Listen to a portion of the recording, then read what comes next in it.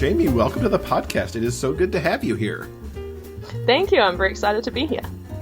So, people who've listened recently know that Will fell in love with the Fairyland Romance series that you write under your Jaxon Knight name. Tell us all about this series. Okay, so I wrote a series based in a theme park that I made up, and it's sort of based on Disney, and it's sort of based on Universal Studios, and it's sort of based on something else again that just sort of came from my brain, because I really love theme parks, and I wanted something. So when I was looking into romance series, there's a lot which are based around it, like a family, just a family and the various siblings falling in love and stuff, and I didn't want to do that. I wanted something that linked people together like a workplace, but I wanted it to be something really, really fun. So a theme park is where I landed because I'm, as I said, absolutely obsessed with them. So I wanted to make something that was my own. So that's how Fairyland came about. And I wanted it to be like a sweet contemporary romance series with just lots and lots of queer characters and guys falling in love, and it not being about the sex or it being about homophobia as much as possible. I wanted to keep that out of it. I just wanted it to be like this really nice, happy place. So that's what I did. And I think you found that to be the way it was. Oh, yes, most definitely. Yeah. Good. Tell us about some of the couples that go through these 4 books. Oh, yeah. So my first one is Rival Princes. So that's Nate and Dash. And that's kind of from a situation I think a lot of people have been in a workplace where there's one person who's worked for ages and ages and ages to be really, really good at something. And then someone else just kind of swans in and is naturally perfect at everything and gets all the breaks that the other person feels like they've earned just because, they're just naturally charming and charismatic. So I used that to do a kind of rivals to lovers story. So Nate is half Jamaican. He's an ex-surf lifesaver, and he just thought he would be getting a normal job at the theme park, and he ended up being Prince Valor, just kind of by accident, because they just looked at him and went, yeah, you look right. You're going to do this. And Dash is the other character, and he's the one who's been working so hard for so long. He, went in through this internship program from when he was a teenager, and he's just really working hard and pulling himself up because he lost everything when he was a teenager. And he made this his life, his career. So I wanted to do something where it was this kind of standard office workplace drama, but in this weird place where you're pretending to be a prince all the time and you have to be really, really nice to each other, and no one can see that there's any tension when you're out in front of people. So that was a ton of fun. And then the second one is Mischief and Mayhem, and that has Cody, who's a security guard from the first book, falling in love with Dean, who's kind of a ridiculous manic pixie dream boy who runs a roller coaster. And this is a character that's really dear to my heart because I'm a natural optimist myself. So I got to just kind of channel all this ridiculous energy into Dean and have him be really enthusiastic about a lot of things and just really loving people. And I ended up writing him a bit ADHD, although I did not diagnose him in the book. It was something I was reading up a lot about at the time. And when I was writing it, I was like, oh, I see what's happening here. It's interesting because that character is one that divides people in reviews. They either really love him or they really hate him. And the people who hate him, I think, don't get that there's a possible undiagnosed situation happening there with him that makes him really over the top. So that was a lot of fun. And of course, Cody's got all his issues himself, so he's battling a lot of demons. And then the third book is possibly my favorite in the series. It's Recipe for Chaos, and it follows Charlie, who's Nate's best friend from the first book. He's a chef at one of the restaurants in the theme park, and he really wants to impress. Built it up in the first 2 books that the woman who invented the park and all the mythology and stuff is hers. She has this son who's this complete trash fire. He doesn't want anything to do with the parks. He's this billionaire heir to this fairyland fortune that he doesn't want anything to do with. He doesn't know what to do with his life. He's just going out and drinking, sleeping with everyone he can. And he comes in. His mother forces him to be like, you're going to take some responsibility.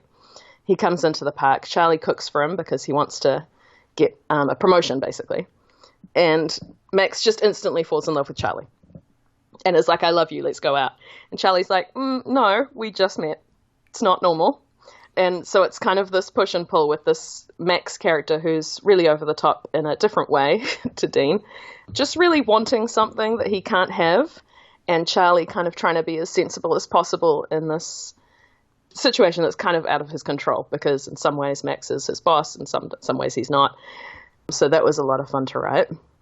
Kind of my take on the Billionaire Romance. And then the fourth book, which I just put out a couple of months ago, The Good, the Bad, and the Dad, which is a throuple. So it's an MMM, and it has Haru, who's the father of the little girl who fell in the water in the very first book. So tied it all through. They come back a few times in the different books because they've got a season pass to Fairyland. It's this little girl, Minako, who just absolutely loves everything to do with the princes and the princesses and wanting to be a better person.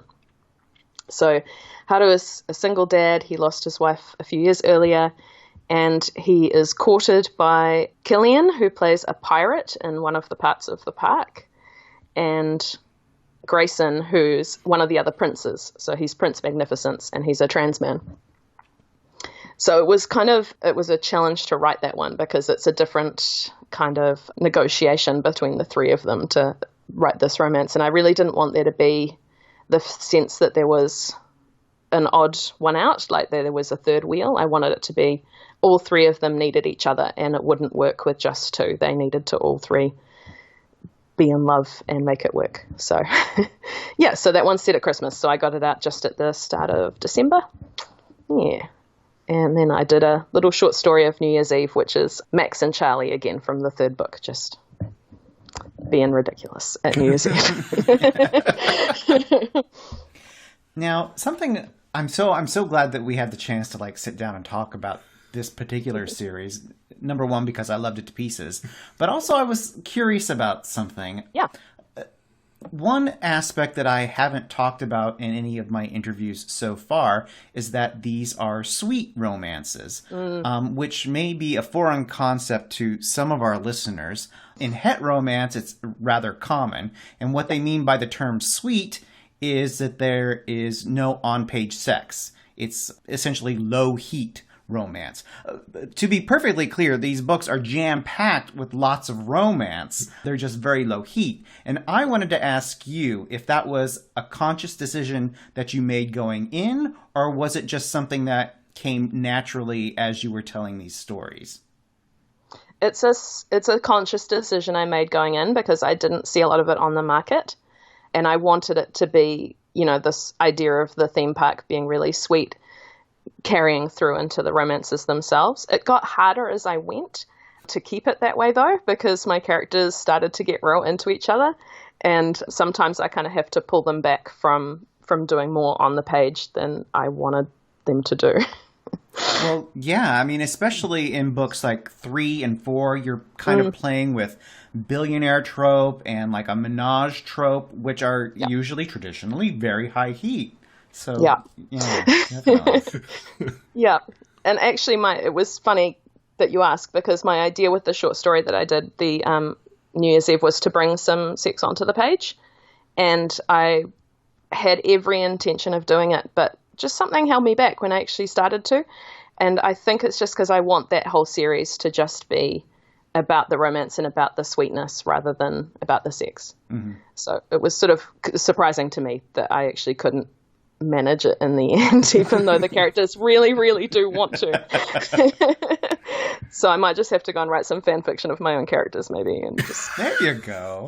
Put it out on AO3. How often does that happen? That the author writes their own fanfic. That'd be funny. I think Rainbow Rowell did it with Carry On, but I can't think of anyone else. So you created a theme park. What research did you do? What went into building the world? So I've been to a few theme parks. That definitely helped. I've been to the Anaheim Disneyland one time, and I've traveled to Japan 3 times and gone to the Disney Resort there every time, and the Universal Studios in Osaka as well. We also have a little theme park here locally in Auckland, New Zealand, but it doesn't it's got one roller coaster and it's not very exciting. So there was some experience, but also I just went online and searched, because a lot of ex-theme park employees will go on to like Reddit and do AMAs, which is really, really useful stuff, like all the rules that they've got to abide by and, you know, interesting things about the things that they have to do. So I did lots of reading around that. And then more recently on Disney Plus, there's this fantastic series called The Imagineering Story. I don't know if you've heard of it, but it's basically a documentary series from right when Walt Disney first started conceiving of Disneyland right until Galaxy's Edge opened, I think, last year. So it's just this incredible behind-the-scenes look at how they do the effects and the illusions. And yeah, it was absolutely fascinating. So stuff like that, for sure. Yeah. One more reason to subscribe to Disney Plus, because that sounds totally fascinating. As you write, are you more of a plotter or pantser? And I'm curious specifically to, like, did you lay your theme park out all at once, or did you build more of it as you went? Yeah, I still have this plan that I should write down, like draw a map of the theme park, and I've not yet done it. And I really should, because I'm going to catch myself out at some point where they turn one way and it's gone another way in the past. In terms of writing a story, I used to be a pantser. Now I'm a plantser. So I sounds awful. I go through story beats basically, and I plot everything scene by scene, but I don't go into too much detail. I just have, like, you know, this is the scene where Max meets Charlie and is, you know, tries to kiss him or something like that. I don't know. So I just have a couple of scenes. This is the general idea of what it should be. And then I write from that, just off those two, you know, sentence prompts. So it's kind of a combination where I know where the story's going and I know the beats that I have to hit, but what happens in each chapter or scene is pretty organic. That's pretty cool. You could just keep inventing parts of the park as you go. Yeah. As long as you remember where they are. As long as I remember where they are. Because I started off in the first book and I just kind of hinted at a couple of other parts, and then I got to explore them later in the other books, which was great fun. But yeah, I've got a Google Doc, which I just keep all the records of what I've said for sure. Like, this is the name of this restaurant. This is the name of that ride. So I can refer back, because sooner or later I'm going to catch myself out. I know it. At the moment, the Fairyland series has 4 books. Do you have any plans to continue the series? Yeah, I actually have books 5 and 6 planned. I haven't started either of them. And then I've got an idea for book 7. Is that right? 5, 6, 7. Yes.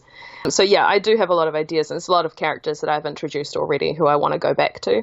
And I've also had a couple of people request that I switch to FF and follow some of the female characters, some of the princesses falling in love, and some of the other female characters that I've put in, which I do like the idea of, because I think there's a lot of interesting characters just nudged at, you know, in the previous book, just hinted at.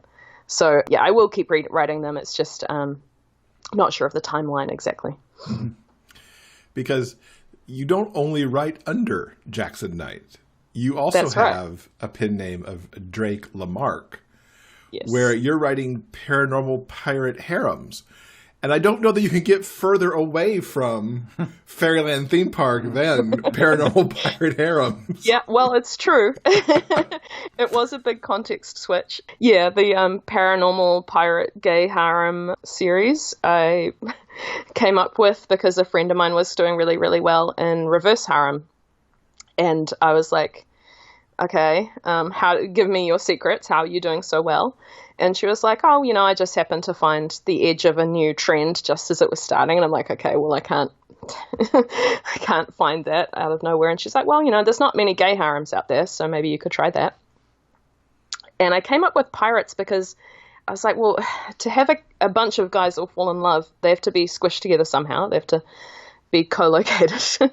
And I didn't want to do like a jail thing or army or military, anything like that. I wanted it to be really fun. And I've always loved pirates, and well, there's a forced proximity thing with the pirate ship. And then once I started thinking about that, all these characters just came to mind, and then I put in magic and merfolk and witches, and it's just so much fun. And yet there's a small part of me that could see this as a ride in Fairyland of some kind. Yeah, I mean, I've got pirates in Fairyland as well, and in the fourth, in Good, the Bad, and the Dad, I introduced Killian, who plays a pirate, and at some point he got real saucy with me, with the other characters as well, and I'm like, oh, you're trying to be in the other pirate book. Calm down, boy, you're in the nice one. He's like, oh. So tell us about these books and the series as a whole. Yeah, so I'm just finishing the fourth one at the moment, which will wrap up the main arc. The series is called His Piratical Harem, because I just want it to be real obvious what I was doing. So no one would pick it up who was under any false impressions. It follows Gideon, who is the son of the governor of Jamaica. He is not straight. He knows he's not. And he's failed out of the military. He was supposed to be a naval captain. He failed out of the Navy within a year. He's always wandering around reading books and thinking about romance. It's basically a massive disappointment to his father. And at the start of the first book, his father says, you know, you got to settle down, you got to marry a girl, you got to give me an heir, you're going to take over as the governor of Jamaica. I've sorted it all out. So, you know, tomorrow, basically, you've got to meet a girl. And Killian knows he can't do that. So he runs away in the middle of the night. He goes to a ship. He picks the ship because it has a nice cat on it. So that should give you an idea of the kind of character he is. It's completely ridiculous. And he instantly is attracted to the captain of the ship and the first mate for very different reasons.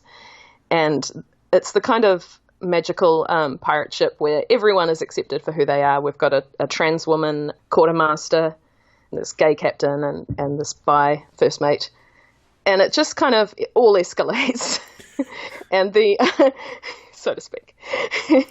And the captain has this nemesis who's a sea witch who's really got it out for revenge, and he gets involved later on, you know, as the villain, and kidnaps Gideon off the ship to get back at the captain, Captain Tate. And that's when Gideon meets Aura, who's a gender-neutral, genderqueer merfolk. They fall in love. They kind of got a soulmate thing going on. And then right at the end of the first book, the ship's cat, who first lured Gideon onto the ship, the Grey Kelpie, gets hit by a spell and becomes a man. So from book 2 onwards, there's 4 in the harem. There's the captain, the first mate, the merfolk, and the ship's cat, who is not very good at being human at all. He just wants to keep being a cat and lies around on the deck and demands fish. So he's a lot of fun to write. Yeah, so when I got to writing a sex scene with him, it was a bit tricky because he just lay back and said, "Yes, you may worship me." And I'm like, yeah, it's about how it is with my cat. That is so very cat-like. Yeah, she just, okay, go for it. You can pet me. It's all right. So the basic story is they're running away from the sea witch. They've got that problem. There's also the Navy going after them because Gideon's father isn't ready to give him up. So there's lots of drama, lots of sailing around in the Caribbean and visiting fancy places and lots of sex. So something for everyone. And in that case, you've set the story halfway around the world from where you are. That must be fun to play kind of in that part of the world a little bit. It is, yeah. I mean, I'm not going to lie. There's a lot of Pirates of the Caribbean influence there. But it's the golden age of pirates, and they work kind of all in that area. So that's where I wanted to set it. So, and because I made it magical, I've not stuck too closely to historical accuracy, which saved me some time on research. Mm-hmm. I do the best I can, but there's Wikipedia and there's various other websites, but it's hard to get real truth about what happened. And as you said, once you introduce a magic system, all bets are off anyway. Well, I hope so. No one's complained yet, but if they do, I can just be like, also sea witches. Exactly. When do you think that book might find its way out, book 4? So I'm definitely in the final act at the moment. I had a lot of trouble because the sea witch was being a real bitch.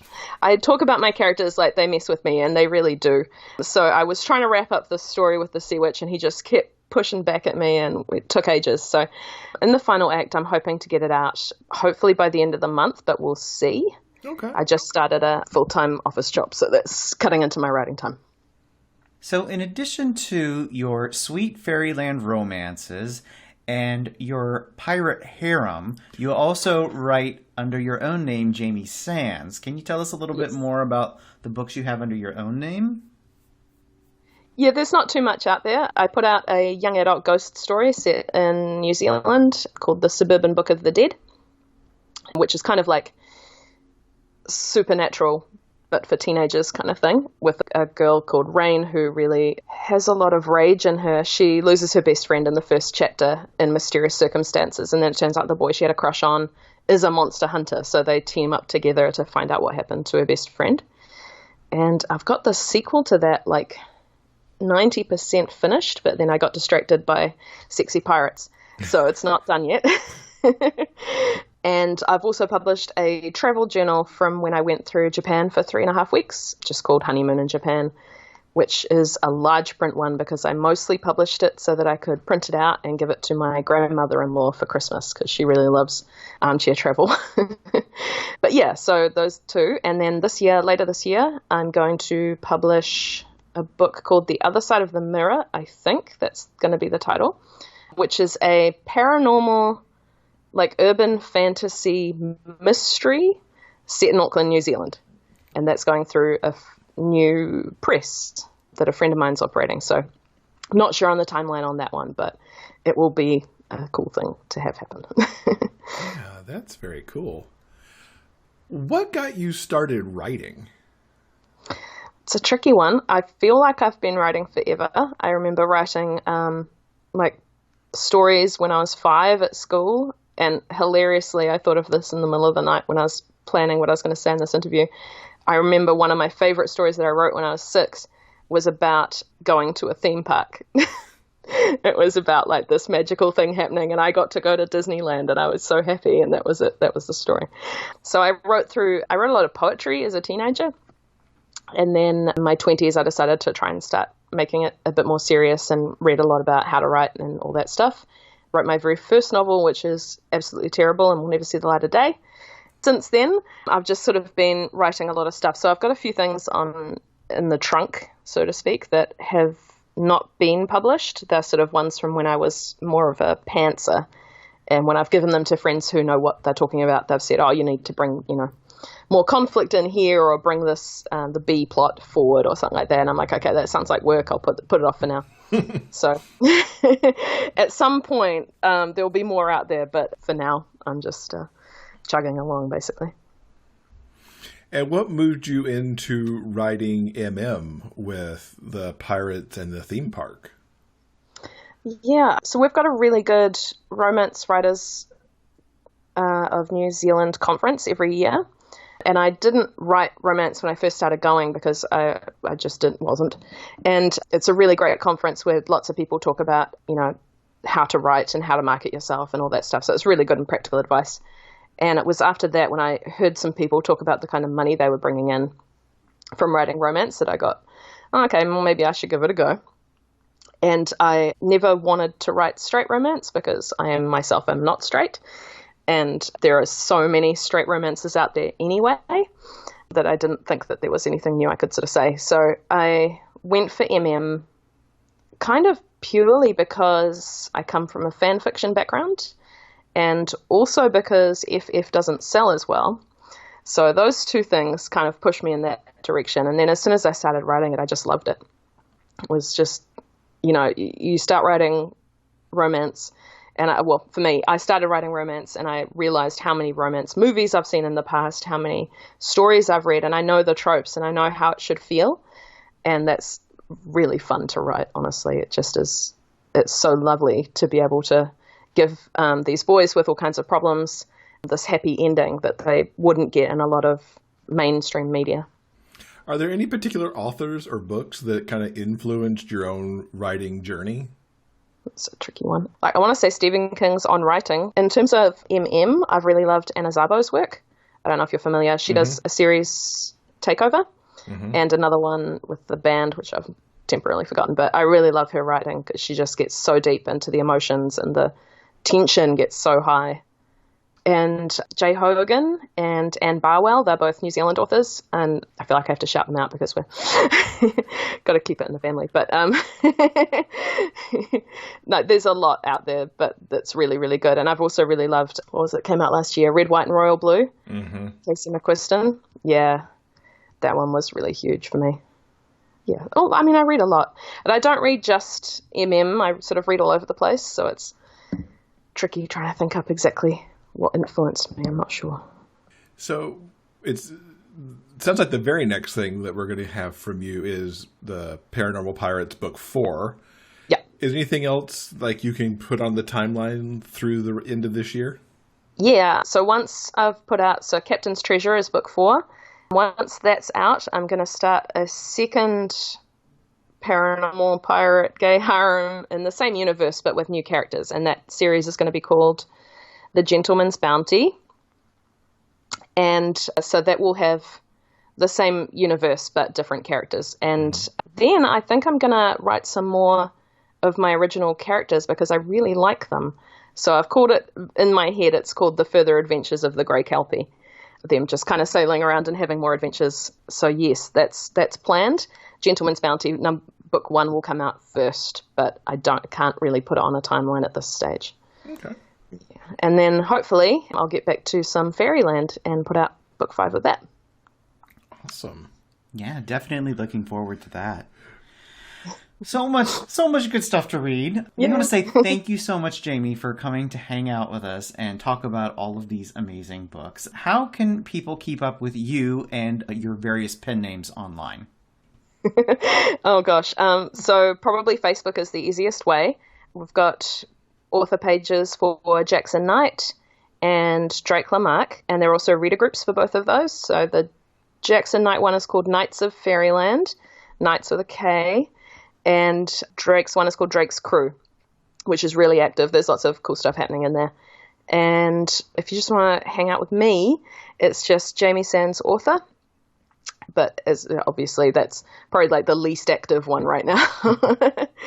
And I'm also on Twitter and Instagram as well. But yeah, if you go to those Facebook pages, you find links to everything. Fantastic. Well, Jamie, thank you so much for coming on and telling us about all of these worlds that you create. It was great to have you. Thank you so much. It was really fun.